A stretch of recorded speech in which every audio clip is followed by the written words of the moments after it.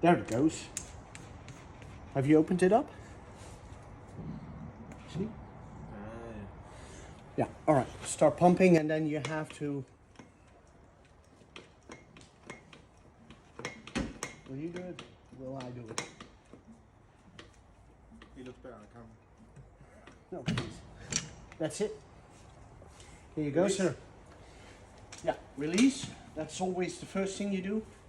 Then disconnect. That's the second thing you do. Because it's just in the way. Yep. And then, this is the easiest way to dismantle. Unscrew it from... The base. Yeah. This is what you have to contemplate on every time you use it. Oh, what was it? And which way does it go? And so that is what takes the time. But you see, the actual job is like... Straightforward. It's... And imagine being able to do all kind of bushings and ball joints like this. Yeah. That's... So having a 13 mil and a battery operated drill, that's actually the best because you can arrange and you can set it, because these bolts aren't meant to be stuck with a pneumatic or an impact. Yeah, they're just 15 Newton meters. tight, yeah. Exactly. So then we have this, and now it's very... So the centering piece for this one, Yep. you always need to take it out when inserting the new wheel bearing. Okay. Because you guide them with sleeves, the new bearing. Yeah. You guide them with sleeves, and the sleeve actually goes in here. So it can't be in place, otherwise you'll end up like having the wheel bearing in up to 4 millimeters, and then it's actually stuck on this. So that's why I always recommend a hand pump, because with a hand pump you have a sense of what you're doing. Yeah, yeah. And You can feel the pressure. it gives you warning. So if you're pulling a sleeve or a bushing, and all of a sudden you feel pressure adding up when the part isn't still out, something went wrong. Yeah. Either a bushing is stuck, or a sleeve is stuck, or whatever. So you take it out.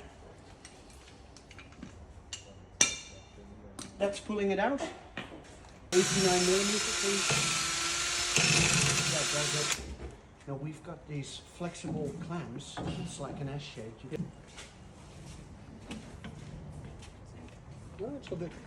If you slightly tilt, you won't get it in, so you need to be exactly 90-degree angle.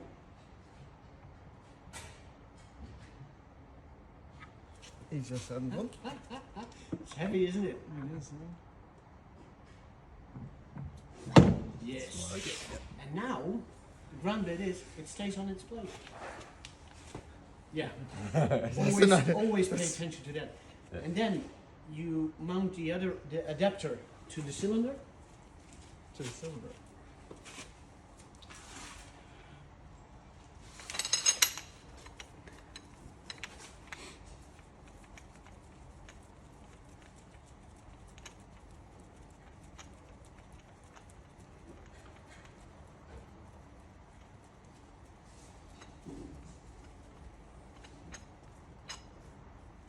And then gently stick it through.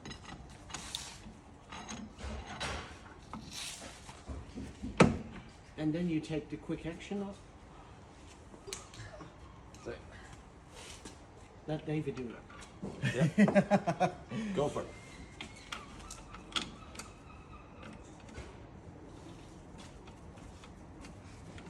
Just squeeze it and slide it in.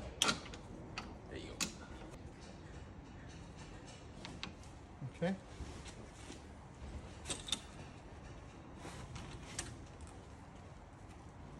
Super.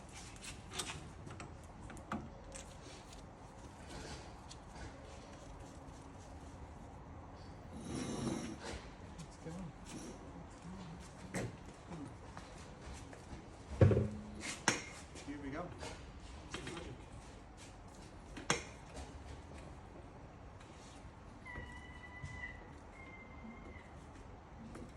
Less than a ton. Grams. So if you have to do that mechanically, Fair it's enough. already breaking you a sweat. 5 ton now. And you have to remember, when we took it out, there was this 8 millimeter left. Yeah. Because the stroke of the cylinder. So you have the same thing now. So the best thing to do is to remember, okay, I release it. Yeah. And then tighten, press it forward.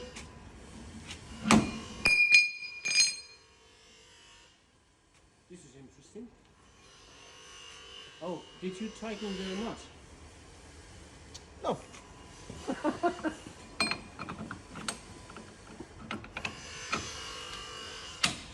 So, yeah, this is it. Keep it in place and then tighten the wheel bolt.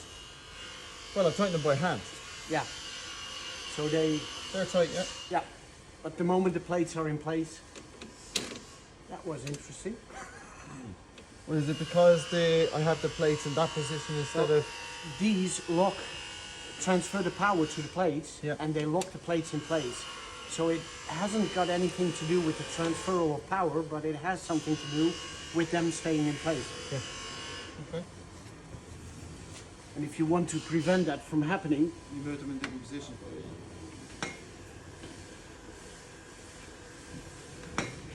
so you notice that first now because the cylinder's trying to pick up the...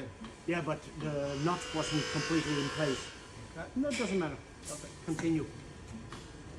Always check whether everything is in place because the quick action nut is a useful aid. Yeah. But it needs to be locked in the adapter Yeah. in order to remain in place. Yeah. And now the pressure is adding up, isn't it? Yeah, we're at 5 ton. 5 tons. 6 ton. So, and then all of a sudden you feel it's now really It's tight. starting to... Then you're done. So we're at 8 ton. Yeah, spike in there as well. Yeah. Yeah, release it. Just open it really well, then the cylinder goes way quicker. And now you can dismantle everything, check whether it's completely In place. tight fit. If not, just mount the kit again. And Readjust and then just go again. give it another go. Exactly. There's no danger for you. There's speed, but there's also the power Yeah. and the correct transferal of power on the wheel And bearing. again, is it the quick release at the back and take the whole thing out? You press it in. No, press it in. And then you can almost immediately release the quick action nut. Still a little bit in place. And then pull it out.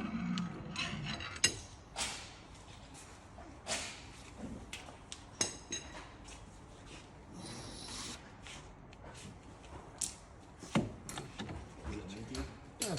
Yeah.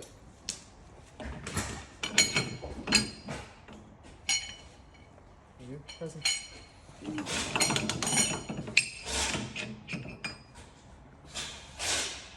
And the best indication whether it's in place right is releasing the back one. Take it out. And then you can see from the back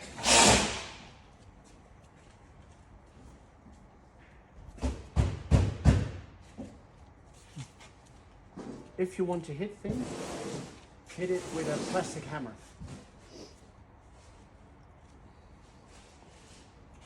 That looks the part, doesn't it? It does, yeah, it looks nice Yeah, and square. Yeah. but you can even see the proof of whether it's fully in from the back to be. And if you want to take that one out, take a nylon hammer or plastic hammer. It's been stuck here. See, just gently tap it. It has patina, and that makes it kind of like rust swell up a little bit. This is made to 1/10 of a millimeter Okay. because this helps you center the bearing. You saw how smooth it went in. This is the original repair, sir. And it took us